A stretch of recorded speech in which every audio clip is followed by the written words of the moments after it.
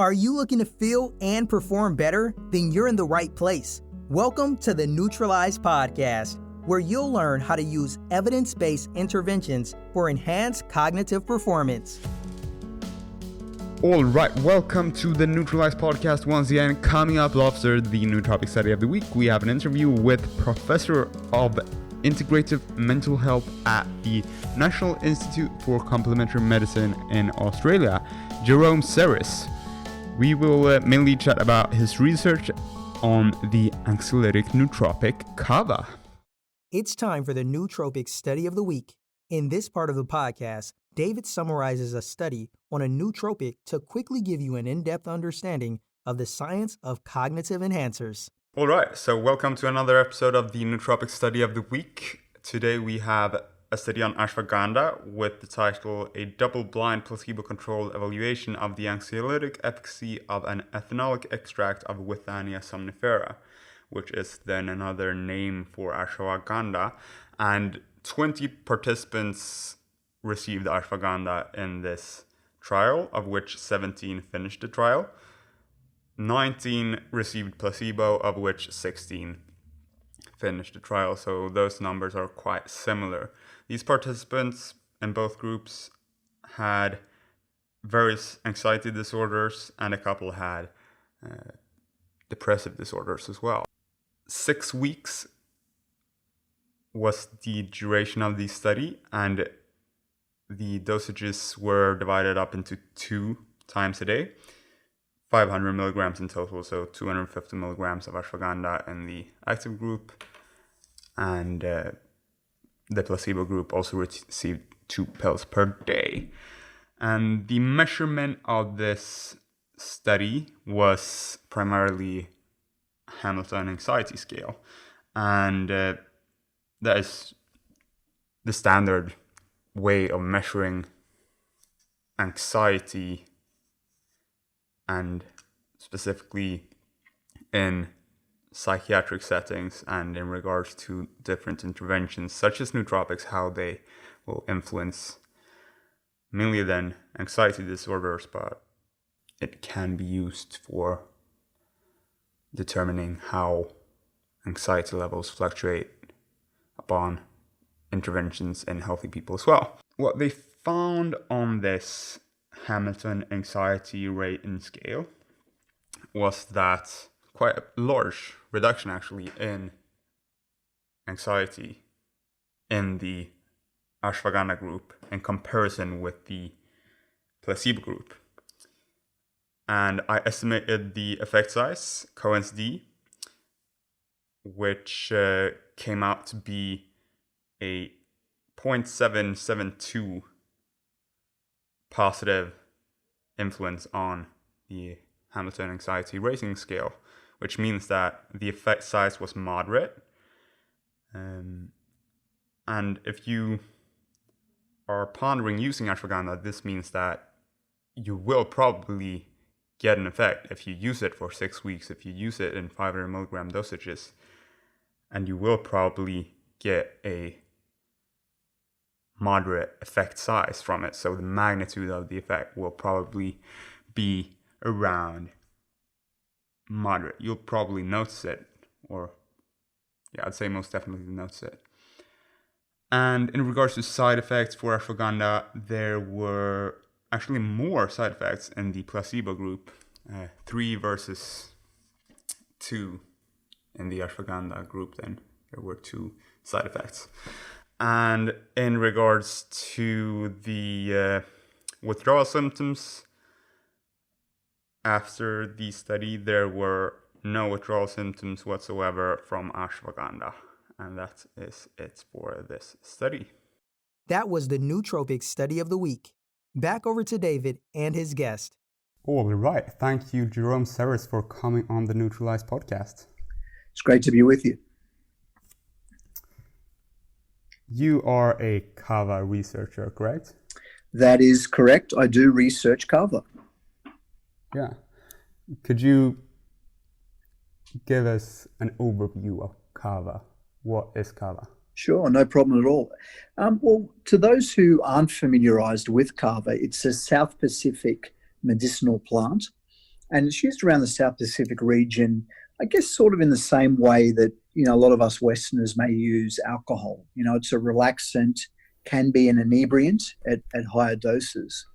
And what it is, it's actually non-alcoholic, and it is prepared from the root or root stock of the plant, which the Latin terminology is Piper methysticum, and the intoxicating pepper, as it's also known.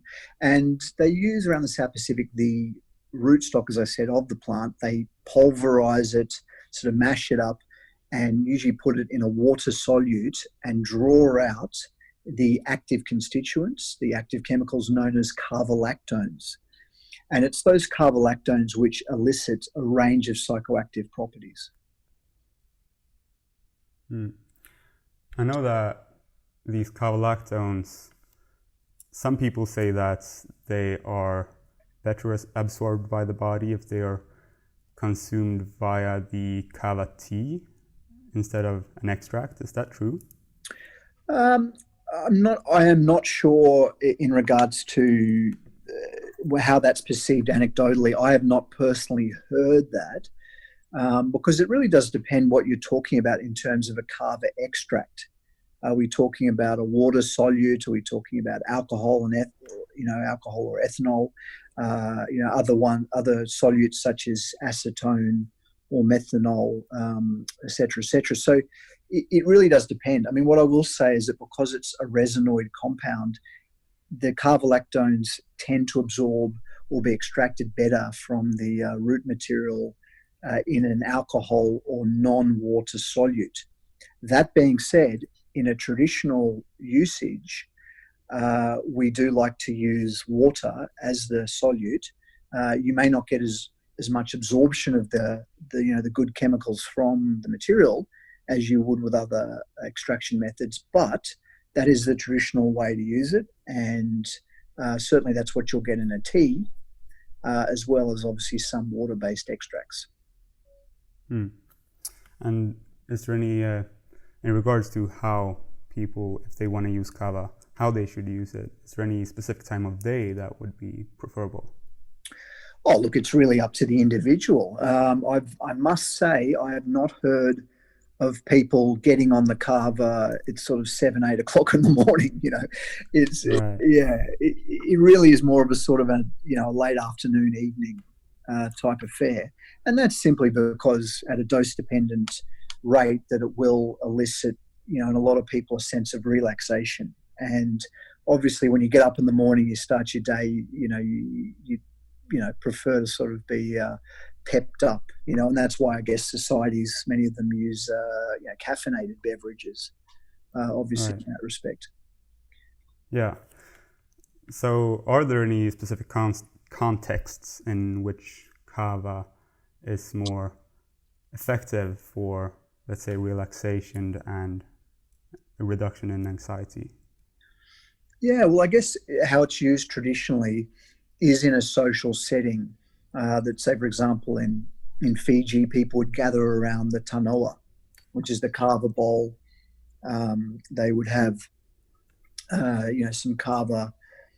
They're called bilas, the coconut shells. They'd drink them and pass that around the circle, and so it'd be sort of more of a recreational social setting, which obviously in that context elicits a range of psychological effects because of the psychosocial situation.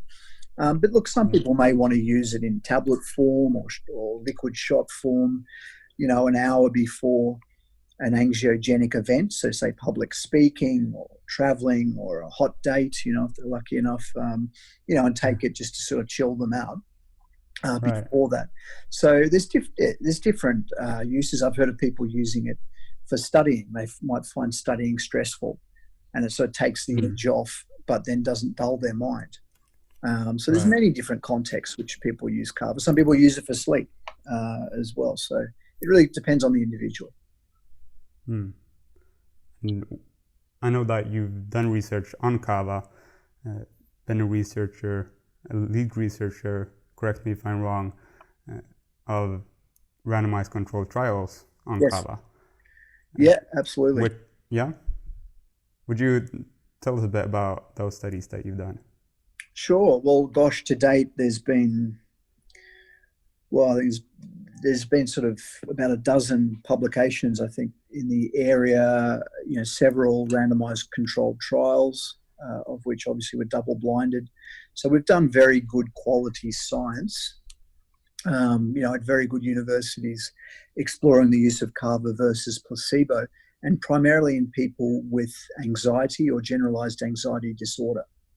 And to give you, I guess, a sort of a bit of a take-home message in regards to the nuts and bolts of our findings, the general scope of our research has shown that, yes, compared to placebo or a dummy pill, kava is effective in reducing anxiety, but more so in people who have, I suppose you'd say, non-chronic or non-serious clinical anxiety. So the breadth of studies of ours and other people's have shown that, kava obviously does elicit a anxiety reducing effect, but when you're talking about people who do have chronic clinical anxiety, that it may not be as effective potentially as some other interventions.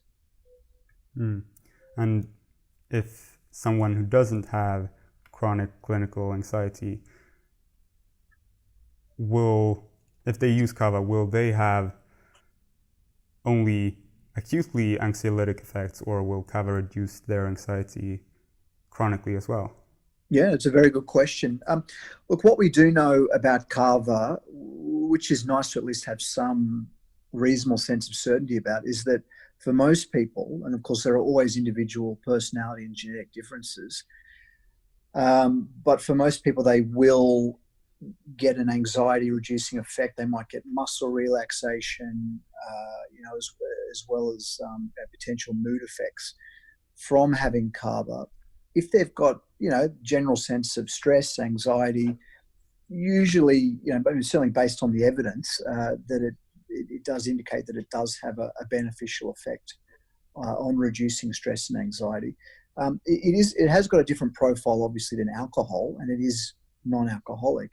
But as we know, for most people, not everybody, most people, you have a couple of drinks, takes the edge off, you're a bit more chilled.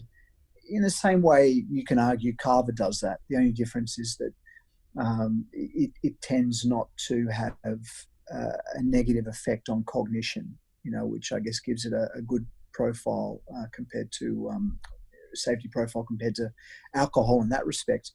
So for people, yes, certainly acutely, if they're stressed, they're anxious, that may be of benefit to them to reduce their anxiety. I guess what we're talking about is some of our research has looked at seeing if this could be a gold standard treatment for generalized anxiety disorder, which is, it's a diagnosed psychiatric disorder. In a sense, like somebody would be diagnosed with major depressive disorder. Now, our initial study showed that, yes, there was a mild signal that in a small sample, that it may potentially be beneficial in this sample. We conducted recently a much larger multi-site study, and unfortunately the results of that showed that no, it was not more effective than placebo. So for some people, look, it may be of benefit, and it might be, for example, a dosage issue. Maybe for some people they do need a bit more of it. It could be the type of kava used. It could vary on a case-by-case basis. However, the breadth of evidence, including our evidence and other people's, tends to support that, yes, in potentially healthy people or generally stressed or anxious people, it will most likely have a beneficial anxiety-reducing effect. However, as an actual gold standard medical treatment for generalized anxiety disorder, that there is not strong evidentiary support. Right. And in my understanding, clinicians often prescribe, for example, then in the case of major depressive disorder patients, many different antidepressants until they find the one that works. And that seems a bit, would you say that's an accurate description of how it works to start with? Well, I guess in regards to, what is one person's panacea is another person's poison. And certainly I'm not saying this is going to be anybody's poison. But I guess what I am saying is, every different biological interventions work, better or worse for the individual, based on many different aspects, and obviously their individual needs. So it really does depend, I guess, on a case-by-case basis. But what we can do, looking at the clinical trial evidence, say that, look, for certain people it may be absolutely wonderful. For other people, it may not be their cup of tea. And we just obviously advise people in an ideal setting to have health professional support to work out whether something like Kava is right for them. Conversely, look, they may say, look, they use it more recreationally. They love Kava. They might have, a couple of bowls, of Kava as something which is just part of their relaxation routine. I think that's also a real positive. Let's be honest. I mean, anything we can do, I think, as a society to reduce our alcohol consumption is probably a pretty smart thing. So for some people, that may be an alcohol alternative. Yeah, especially if it has cognitive enhancing effects. That's as an indirect result of reducing anxiety and stress.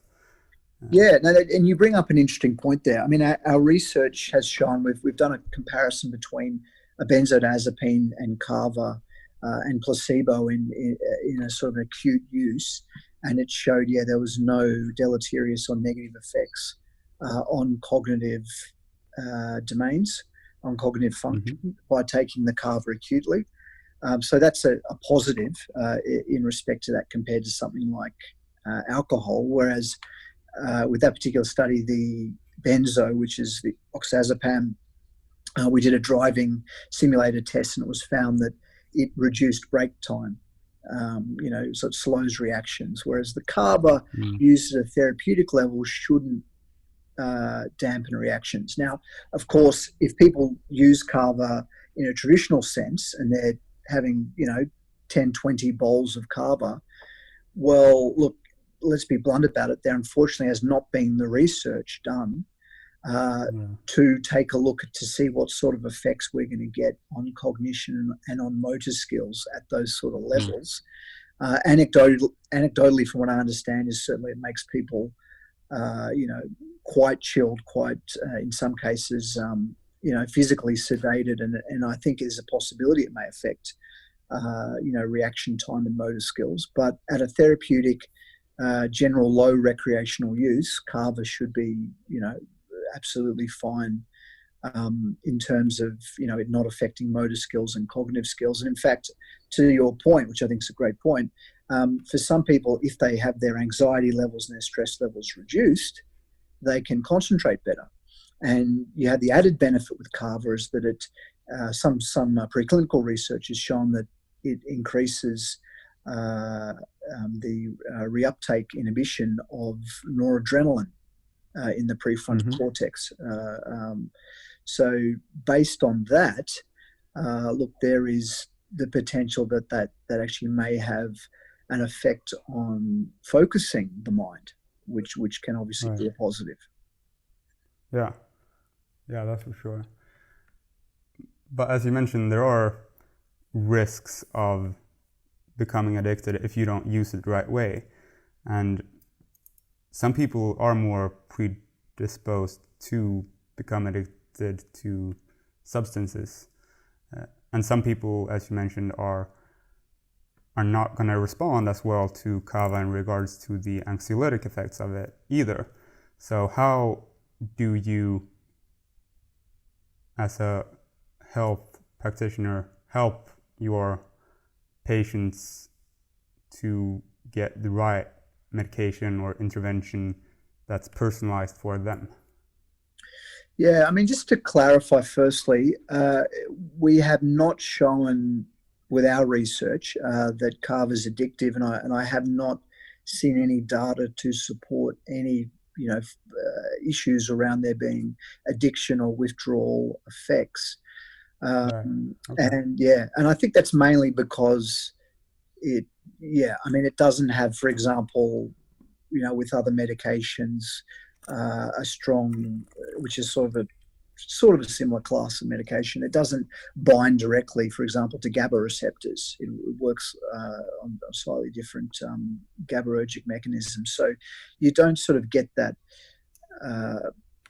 addictive effect as you may get in terms of dependence, say, with benzodiazepines. It's a bit of a different kettle of fish. But look, that being said, that's not to say that for some people who do use it at very high doses, that maybe for them there's some psychological, addictive element to it. Right.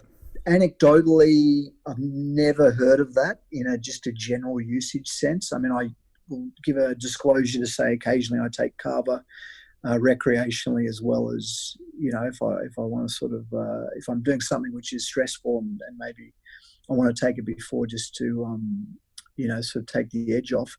But I personally have never had any desire to, the next day hit the Kava again, whereas, I can happy to give full disclosure and say, sometimes if you're on a bit of a roll with enjoying your wine, the next day you go, oh, I wouldn't mind some more wine. So, I mean, my sense of the data, anecdotally as well as traditionally and personally, I don't think it's certainly got any real worries in terms of addictive properties. So just to clarify that, but in terms of what people benefit from, what is right for them, and look, it does raise a good point as to personalized medicine, the future of personalized medicine. We did explore this by looking at the pharmacogenomics of Kava. So we looked at key, what's known as SNPs, the particular genetic differences and polymorphisms related to certain genes, which may influence cavalactone metabolism, as well as the function of the GABA pathway.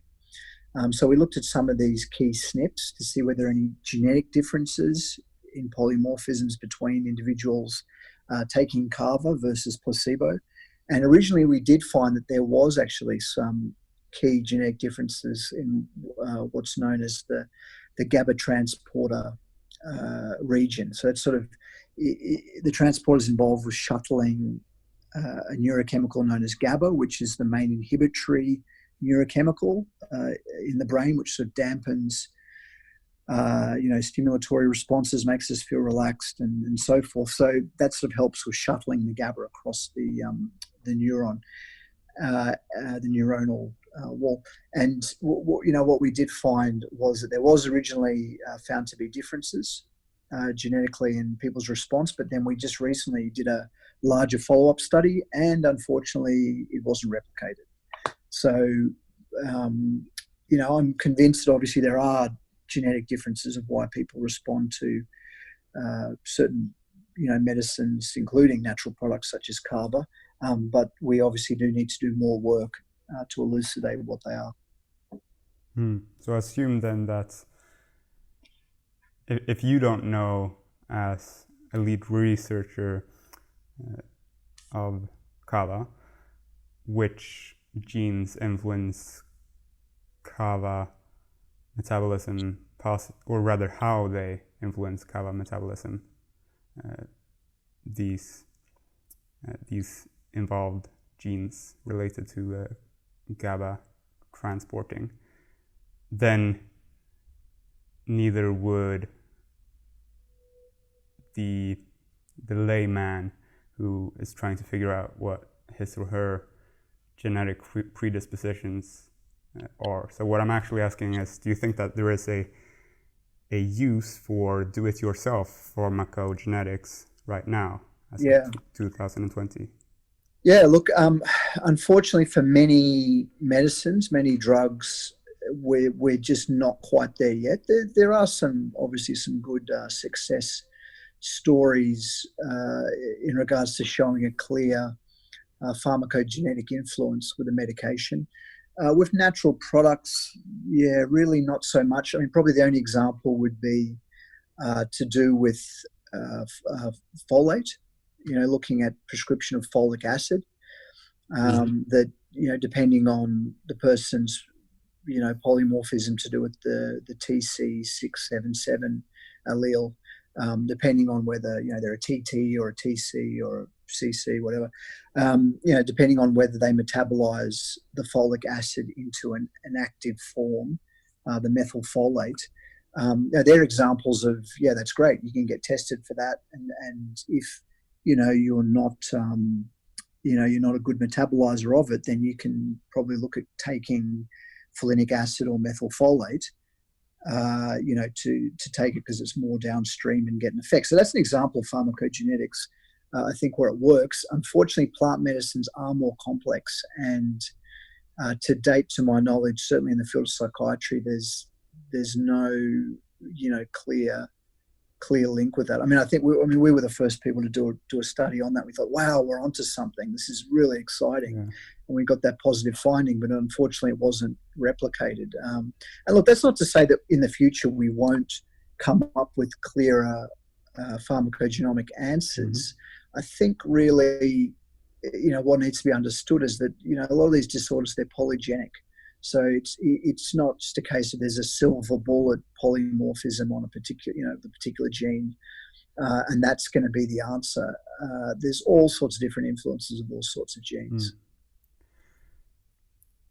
You've mentioned GABA and noradrenaline. Are there any other neuropharmacological or neurochemical effects of GABA? Look, it primarily, I should say, operates via the GABA pathway, which is it's mainly, without getting too much in the neuroscience, working on the sort of calcium-sodium channels in terms of altering the flow, the chemical current, if you like, which sort of activates more GABA effect or more inhibitory suppression of the CNS. But that being said, there's obviously also, as I said before, the noradrenergic, and there's been some research showing some dopaminergic effects as well. The question is, I think, how readily can we transfer that preclinical knowledge to human, to human effects, and of course the difference between somebody taking it at a recreational dose, a low dose, or I should say more of a therapeutic dose. Or whether it's more of a, I should say, to correct myself, a recreational dose, more in a cultural setting, or, as an inebriant. I think, it can set off all sorts of different, neurological effects at, varying doses. And of course, as we said, there's probably gender differences. There's probably, apart from genetic differences, there's what did the person eat?